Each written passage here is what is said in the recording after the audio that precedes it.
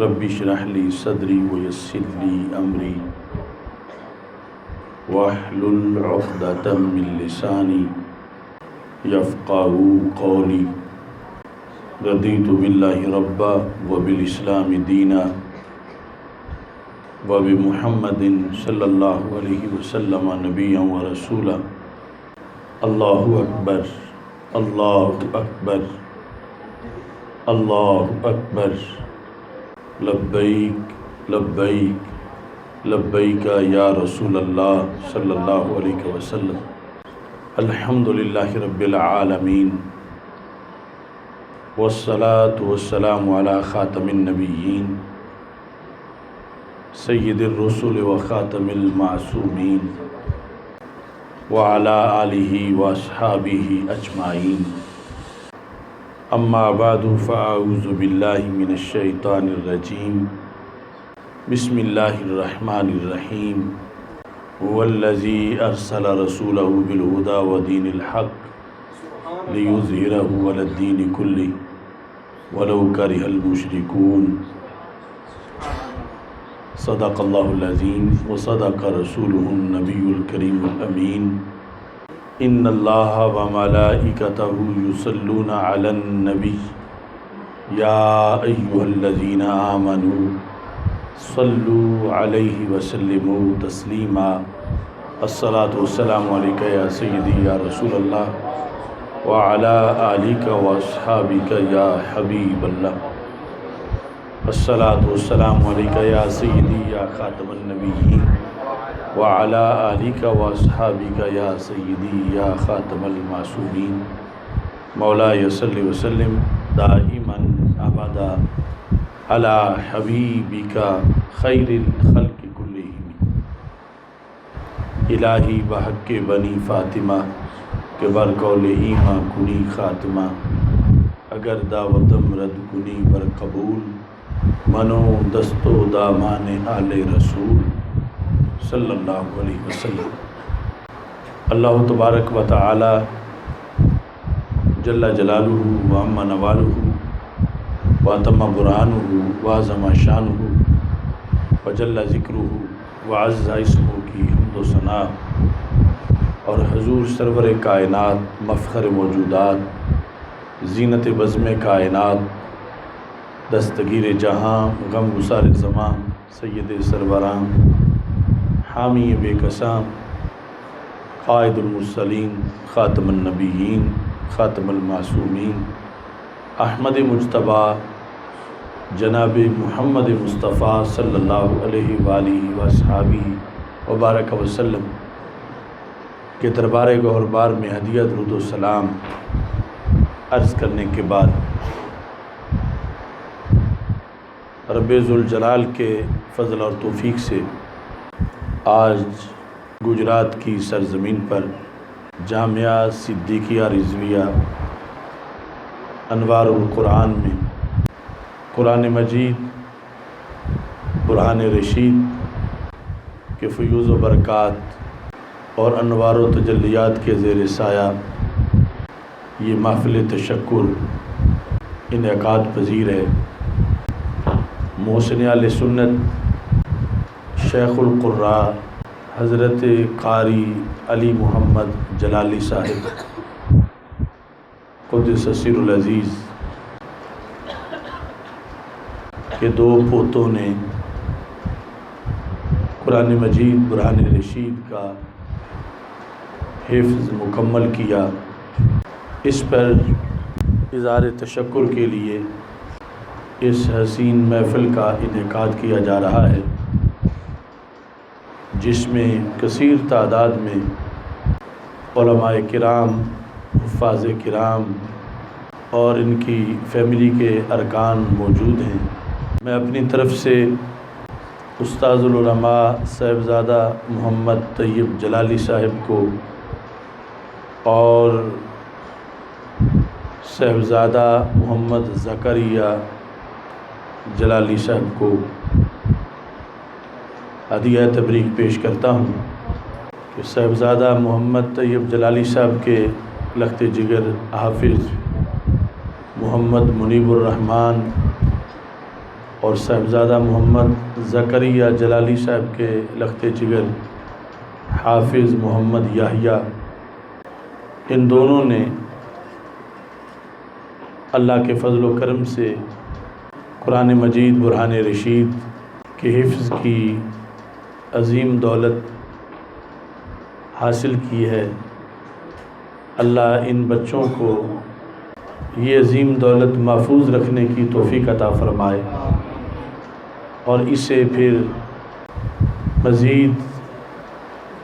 اس کے جو قرآن و سنت کے علوم ہیں انہیں حاصل کرنے کی اور آگے پہنچانے کی توفیق عطا فرمائے۔ اس امت کا جو سب سے بڑا فریضہ ہے وہ دین حق کا غلبہ ہے، چونکہ ہمارے آقا صلی اللہ علیہ وسلم کی دنیا میں جلوہ گری کا مقصد رب ذوالجلال نے قرآن مجید برہان رشید میں یہی بتایا ہے، هو الذی ارسل رسولہ بالہدی ودین الحق لیظہرہ علی الدین کلہ ولو کرہ المشرکون، کہ وہ اللہ وہ ہے کہ جس نے اپنے رسول صلی اللہ علیہ وسلم کو دین حق دے کر بھیجا تاکہ آپ اس دین حق کو ہر دین پہ غالب کریں، اگرچہ یہ چیز مشرکین کو اچھی نہ لگے، لیکن اللہ نے آپ کو اس غلبہ کے لیے دنیا میں مبعوث فرمایا۔ ہمارے آقا صلی اللہ علیہ وسلم نے اللہ کے اس امر پر اور جو ڈیوٹی رب ذوالجلال کی طرف سے لگائی گئی اسے بطریق احسن نبھایا اور چند سالوں میں شرق و غرب تک اسلام کو پہنچایا، اور اس کے بعد ہمارے آقا صلی اللہ علیہ وسلم نے اپنی امت کے سپرد یہ فریضہ کیا اور اس توقع کا اظہار کیا کہ میری امت میں کوئی بھی زمانہ آئے گا، ہر نسل میں میرے اس دین کے متوالے ضرور پیدا ہوں گے جو اس دین کو پڑھیں گے اور اس دین کو پھر آگے پہنچائیں گے۔ تو جن نفوس قدسیہ کے لحاظ سے رسول پاک صلی اللہ علیہ وسلم نے اپنی توقع کا اظہار کیا، آج وہ والدین یقیناً خوش نصیب ہیں کہ جن کی اولاد کسی نہ کسی طرح خدمت دین میں مصروف ہے اور پڑھنے پڑھانے کے اس عمل کے اندر وہ حصہ لے رہے ہیں، کیونکہ دین کو غالب کرنے کے لیے سب سے پہلے اس دین کو سمجھنا ضروری ہے، پڑھنا ضروری ہے، اور پڑھنے کے بعد پھر لوگوں تک یہ پیغام بذریعہ تبلیغ پہنچا کر ہی اس دین کے غلبے کا اہتمام کیا جا سکتا ہے۔ اس سلسلہ میں نبی اکرم نور مجسم شفیع معظم صلی اللہ علیہ وسلم نے اپنی امت کو قرآن مجید برہان رشید کے ساتھ منسلک رہنے کا حکم دیا اور یہ ارشاد فرمایا کہ انی تارک فیکم الثقلین ما ان تمسکتم بہما لن تضلوا بعدی کتاب اللہ وعطرتی اہل بیت، کہ میں تم میں دو چیزیں چھوڑ کے جا رہا ہوں اور ان میں فرمایا احدہما اعظم من الآخر، ایک جو ہے وہ دوسری سے زیادہ عظمت والی ہے۔ میں نے فرمایا تم میں قرآن کو اور اپنے خاندان کو، عطرت رسول صلی اللہ علیہ وسلم کو، اہل بیت نبوی علیہ الصلاۃ والسلام کو چھوڑا ہے،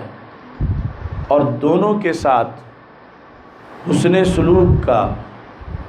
اور آداب اور احترام کا حکم دیا، اور یہ 7 شرائط بتائیں، لن یتفرقا حتی یرد علی الحوض، فرمایا کہ یہاں ایک تلازم ہے کہ کبھی بھی قرآن اہل بیت سے جدا نہیں ہوگا اور کبھی بھی اہل بیت رضی اللہ تعالیٰ عنہم قرآن سے جدا نہیں ہوں گے۔ اور اگر یعنی کوئی ایسا نظریہ اپنایا جائے کہ جس کی بنیاد پہ ان میں فرق آ رہا ہو تو پھر وہ نظریہ جھوٹا ہوگا، ان میں فرق نہیں آ سکتا۔ لن یتفرقا، یہ لن تاکید کا ہے کہ ہرگز ایسا نہیں ہو سکے گا کہ ان میں کوئی فرق آ سکے۔ جہاں درمیان میں فرق آ سکتا ہو، دو بڑی ہستیوں کے درمیان میں فرق آ سکتا ہو، تو وہاں رستہ بن جاتا ہے کہ کچھ لوگ ایک کے ساتھ ہو جاتے ہیں، کچھ دوسرے کے ساتھ ہو جاتے ہیں، تو وہاں دھڑا بندی کا تصور پایا جا سکتا۔ لیکن جہاں کوئی ایک ہستی دوسرے کا گلہ سننے کو تیار نہ ہو تو وہاں کبھی بھی جدائی نہیں آ سکتی۔ تو ہمارے آقا صلی اللہ علیہ وسلم نے فرمایا کہ قرآن کبھی اہل بیت سے جدا نہیں ہوگا اور اہل بیت کبھی بھی قرآن سے جدا نہیں ہوگا۔ یعنی اگر کوئی ایسا فلسفہ گھڑتا ہے کہ جس کی بنیاد پر وہ قرآن کے سہارے یہ چاہے کہ اگر اہل بیت اطہار سے میں جدا بھی ہو گیا تو کوئی بات نہیں، معاذ اللہ میں اس لیے بچ جاؤں گا کہ میرے پاس قرآن ہے، تو وہ نہیں بچ سکے گا، کیونکہ جب وہ اہل بیت کو چھوڑ کے قرآن کی طرف جائے گا تو قرآن اسے قبول نہیں کرے گا۔ اور ایسے ہی کوئی یہ کہے کہ قرآن کی کتنی بھی خلاف ورزی میں کر لوں مجھے اہل بیت رضی اللہ تعالیٰ عنہ بچا لیں گے، تو ہرگز نہیں بچ سکے گا، کیونکہ جو ہی وہ قرآن سے بغاوت کرے گا اہل بیت اطہار رضی اللہ تعالیٰ عنہ اسے ہرگز قبول نہیں کریں گے۔ تو دونوں طرف یہ پابندی ہے، یہ تلازم ہے جو زبان رسالت صلی اللہ علیہ وسلم نے بیان کیا کہ یہ دونوں کبھی جدا نہیں ہوں گے۔ کتنی صدیوں تک، کتنے زمانے تک؟ فرمایا حتیٰ یارد علی الحوض، حوض کوثر جب قیامت برپا ہوگی تو حوض کوثر پر یہ دونوں اکٹھے ہی مجھے ملیں گے، تو وہی حوض کوثر کا پانی پی سکیں گے جو ان کے مشترکہ تعلق پر قائم رہیں گے۔ یعنی ان کا تو اپنا عظیم مسئلہ ہے، بات اصل میں ہے ان سے منسلک ہونے والوں کی، تو جو ایک طرف تعلق کر لے گا اس کو ہرگز وہ تعلق کام نہیں آئے گا، کیونکہ وہ تعلق سچا نہیں ہوگا۔ تعلق سچا تب ہوگا جب دونوں طرف اس کا تعلق ہوگا، تو پھر دونوں طرف سے اس کی سفارش ہوگی اور پھر اس کو رب ذوالجلال کے دربار میں قبول کیا جائے گا۔ تو یہ تعلق ہی عقیدہ اہل سنت و جماعت ہے کہ جس میں قرآن اور رسول پاک صلی اللہ علیہ وسلم کے خاندان دونوں کی عدم تفریق پر ایمان رکھا جاتا ہے کہ یہ دونوں جدا نہیں ہو سکتے۔ جن کے ہاں قرآن خاندان رسول علیہ السلام سے جدا ہو سکتا ہے یا خاندان رسول علیہ السلام قرآن سے جدا ہو سکتا ہے، تو ان کا نظریہ جھوٹ پر مبنی ہے اور وہ حوض کوثر کا پانی نہیں پی سکیں گے اور نہ ہی ان کی شفاعت ہوگی۔ تو اس بنیاد پر کچھ لوگوں نے محض دعوت قرآن پر زور دیا اور رسول پاک صلی اللہ علیہ وسلم کی آل کو چھوڑا، اور کچھ لوگوں نے محض آل رسول علیہ السلام کی محبت کی دعوت دی اور قرآن کے احکام کو چھوڑا، تو وہ سارے کے سارے گمراہ ہوئے اور جہنمی بنے۔ اہل سنت و جماعت وہ ہیں کہ اس رستے پر ہیں کہ ان کی ہر گھڑی ہر سانس زندگی کا پورا نظریہ بیک وقت دونوں کے ساتھ ہے۔ یہ قرآن سے بھی تعلق مضبوط رکھتے ہیں اور رسول پاک صلی اللہ علیہ وسلم کی آل کے ساتھ تعلق بھی مضبوط رکھتے ہیں۔ رسول پاک صلی اللہ علیہ وسلم کے اصحاب سے جو رشتہ اور تعلق ہے وہ سب جہت قرآن میں موجود ہے، کیونکہ قرآن روایت اصحاب رسول علیہ السلام پر پہنچا ہے، اور جس کا نظریہ اصحاب رسول علیہ السلام کے بارے میں شرط کے مطابق نہ ہو وہ قرآن مان ہی نہیں سکتا۔ اس واسطے ائمہ دین نے لکھا کہ اہل سنت و جماعت میں جماعت کا مطلب یہ ہے کہ جو جماعت صحابہ سے ریلیٹڈ ہے، اور جماعت صحابہ کی عدالت پر رافضی بھی یقین نہیں رکھتا، خارجی بھی یقین نہیں رکھتا، ان کی عدالت پر صرف سنی یقین رکھتا ہے۔ تو اس واسطے سنی کا حق ہے کہ اسے جماعت کہا جائے، تو یہ جو ایک نظریاتی امت کا دھارا ہے، اس پر قائم رہتے ہوئے جو بندہ زندگی گزارتا ہے تو اس کو اللہ کے فضل سے دارین کی سعادتیں میسر آتی۔ ہمارے جس مرکز میں ہم موجود ہیں، ان بچوں نے قرآن مجید حفظ کیا، اور یہ ایک معمولی بات نہیں، بہت بڑی بات ہے کہ انہی مراکز کا فیض ہوتا ہے کہ جہاں قول فعل میں تضاد نہ ہو۔ اگر قول فعل میں تضاد پایا جائے تو پھر جو کچھ بھی کر لیا جائے کہیں نہ کہیں سے پھر کمزوریاں واضح ہونا شروع ہو جاتی۔ تو قول فعل کے تضاد کی ایک بڑی صورتحال یہ ہے کہ کسی دارالعلوم کے محتمم، ناظم یا پڑھانے والے جو ہیں، ان کے اپنے بچے تو دین سے دور ہوں اور وہ دوسروں کے بچوں کے لیے دین کا اہتمام کر رہے ہیں۔ اگرچہ دوسروں کے لیے اہتمام کرنا یہ تو نیکی نیکی ہے، لیکن جس وقت قوم یہ دیکھتی ہے کہ انہوں نے اپنے بچوں کو تو اس تبلیغ، اس دین، اس حفظ اور اس نظام سے دور رکھا ہوا ہے، اور سمجھتے ہیں کہ دوسری تعلیم میں بڑائی ہے، اس میں عظمت ہے، اس میں فائدہ ہے، تو اس بنیاد پر جو پڑھ رہے ہوں یا جو ان کے والدین ہوں، ان کے ذہنوں کے اندر بھی تسلی اور سکون اور تسکین مفقود ہونا شروع ہو جاتی۔ اور جب علماء خود اپنے بچوں کو بھی ترجیحاً یہ پڑھائیں اور عملاً ثابت کریں کہ یہ سب سے بڑا منصب ہے، یہ سب سے بڑی سیٹ ہے، یہ سب سے بڑا کام ہے، یہ انبیاء علیہ السلام کی وراثت ہے، یہ 14 صدیوں کے ولیوں کا شعبہ ہے، تو اس بنیاد پر ایک برکت کا ماحول جنم لیتا ہے اور فیوز و برکات کے اندر اضافہ ہوتا ہے۔ تو حضرت قاری علی محمد جلالی صاحب رحمۃ اللہ علیہ ہر کے کارش از برائے حق بود، کار او پیوستہ بارونک بود، یعنی انہوں نے اپنی اولاد کے لحاظ سے بھی اہتمام کیا اور سب کو پڑھایا، اور پھر ان کی اولاد نے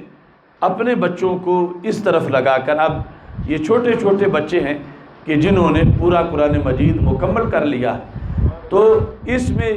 ایک یہ جہت بھی پورے ماحول کے لیے بہت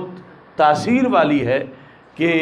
قول و فعل کا تضاد نہیں، کہ لوگوں کو سامنے تو فضیلت حفظ کی بیان کریں اور اپنے بچوں کو کہیں آکسفورڈ یا کیمبرج کے رستے پہ لگایا ہوا ہو، تو اس کی بنیاد پر ایک تو خود جو ایسے ہوتے ہیں ان کے لیے مسئلہ بنتا ہے، اور دوسرا جو ہے وہ لوگوں کے جو اذہان ہیں ان میں بھی ایسی بات آتی ہے کہ شاید پھر وہی زیادہ عزت والا راستہ ہے جس کی طرف ان لوگوں نے خود اپنے بچوں کو لگا رکھا۔ میں نے ایک بار حضرت اقدس حضرت پیر سید محمد مظہر قیوم مشہدی قدس سر العزیز آپ کو ایک تبصرہ کرتے دیکھا، اس بات پر تبصرہ فرما رہے تھے اپنے بھکی شریف سے ریلیٹڈ لوگوں میں اور مطلقاً علماء کے لحاظ سے کہ کون کون سے ہیں جن کی اولادوں نے بھی آگے دین پڑھا ہے، اور کون کون سے وہ فارغ التحصیل حضرات ہیں کہ جن کی اولادوں میں سے کوئی ایک بھی اس طرف نہیں آیا اور سارے کے سارے دنیا دار بن گئے۔ تو اس پر وہ ایک بڑا جاندار تبصرہ کر رہے تھے۔ آپ فرما رہے تھے کہ کچھ لوگ دین پڑھتے ہیں حادثاتی طور پہ اور کچھ لوگ دین پڑھتے ہیں نظریاتی طور پہ۔ کچھ حادثاتی طور پہ کہ بچپن میں اور کوئی صورتحال نہیں تھی کہ کسی اور طرف نکلتے، حادثاتی طور پر غربت تھی یا اس طرح کی صورتحال تھی اور کوئی سہارا نہیں تھا، تو وہ خود تو عالم بن گئے، لیکن ان کے اندر یہ مرض تھا کہ وہ یہ سوچ رہے تھے کہ ہمارا تو کوئی ذریعہ نہیں تھا، تو ہم نے اس لیے اس رستے کو اپنایا، اور اب ہمارے پاس تو پیسے ہیں تو ہم پھر اپنی اولادوں کو کسی دوسری طرف نکالیں۔ تو فرمایا اس سوچ پر ان کی اولادیں پھر دوسری طرف چلی جاتی ہیں۔ بنیادی طور پر اسباب میں سے ایک سبب یہ ہوتا ہے کہ انہوں نے خود مشن اور نظریے کے تحت نہیں پڑھا ہوتا، بلکہ حادثاتی طور پر ادھر آگے ہوتے ہیں اور آگے پھر ان کی اولادیں ادھر نہیں آتی۔ اور جنہوں نے خود نظریاتی طور پر پڑھا ہو کہ دین دل میں جذبہ تھا، درد تھا اور ایک مشن تھا کہ یہ دین ہے، اس کو غالب کرنا ہے، یہ ہماری ڈیوٹی ہے، یہ غریب الوطن ہے، اسے وطن دینا ہے، اس کے احکام کی خلاف ورزی ہو رہی ہے، ہم نے پڑھ کے اس کے احکام کی تبلیغ کرنی ہے، اس طرف متوجہ کرنا ہے۔ اس جذبے سے گھر سے نکلے، پھر آگے پڑھا، پھر پڑھ کے عالم بنے۔ اب ان کا وہ جو نظریہ ہے وہ انہیں مجبور کرتا ہے کہ وہ بچپن سے ہی اپنی اولاد کے دماغوں میں یہ بات ڈالنا شروع کر دیتے ہیں کہ ہماری تو زندگی اس مقصد کے لیے ہے اور کسی کام کی ہمارے پاس تو فرصت ہی نہیں، یعنی اس کام کا جائز ہونا یا ناجائز ہونا وہ تو بعد کا معاملہ ہے کہ وہ ترجیحاً ایک بعد کی صورتحال ہے۔ اصل ہمارے سامنے تو اتنا بڑا ایک ہماری منزل کا یہ تعین ہے اور وہاں ہم نے پہنچنا ہے، لہٰذا ابھی بچہ ہوش سنبھال رہا ہوتا ہے تو پھر والد اس کے ذہن میں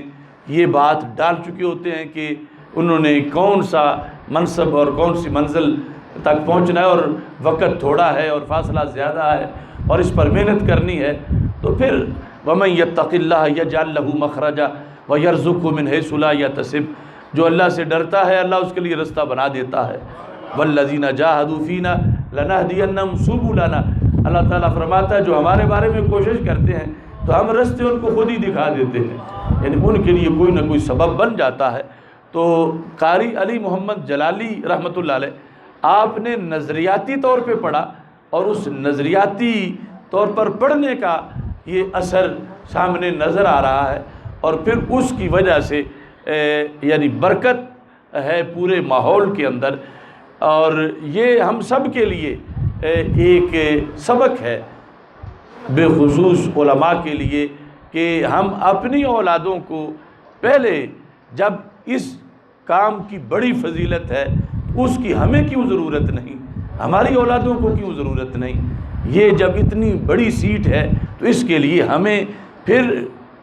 ہمیں پہلے جو ہے وہ اس کا اہتمام کرنا چاہیے اور اس پر سوچنا چاہیے۔ آج بکی شریف سے جب میں آنے لگا تو قبلہ ابا جی کو میں نے بتایا قاری صاحب کے بارے میں کہ آج ان کے پوتوں نے قرآن مجید حفظ کر کے مکمل کیا ہے، تو پروگرام ہے، آپ کی آنکھوں میں آنسو آ گئے تو فرمانے لگے کہ واہ علی محمد واہ، تم دنیا سے چلے بھی گئے ہو پھر بھی تمہارے پوتے حافظ بن گئے۔ یہ لفظ مجھے رخصت کرتے ہوئے انہوں نے بتایا کہ اب ان کا تربیت کا اثر قاری صاحب کا اپنے بچوں پر، اور پھر ان کے بچوں نے پھر آگے وہی تحریک چلائی، اور ورنہ سال کیا مہینوں میں چشمے خشک ہو جاتے ہیں معاذ اللہ، بڑے بڑے ڈیرے اجڑ جاتے ہیں، بڑے بڑے گلشن ویران ہو جاتے ہیں، لیکن اللہ تعالیٰ کا خصوصی فضل و کرم ہے جس کی بنیاد پر آگے نسلوں میں یہ روشنی منتقل ہو رہی ہے۔ اللہ تبارک و تعالیٰ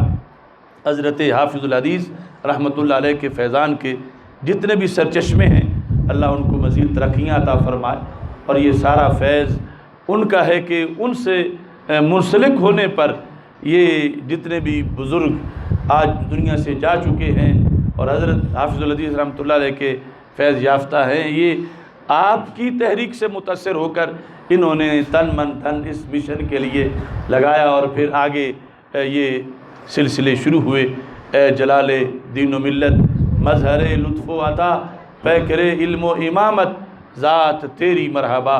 نقش بندی تاج تیرے سر پہ ہے جلوہ فگن، حضرت کیلانوی کے نور سے پا کر ضیاء، سیدی سردار احمد کے حقیقی جانشیں،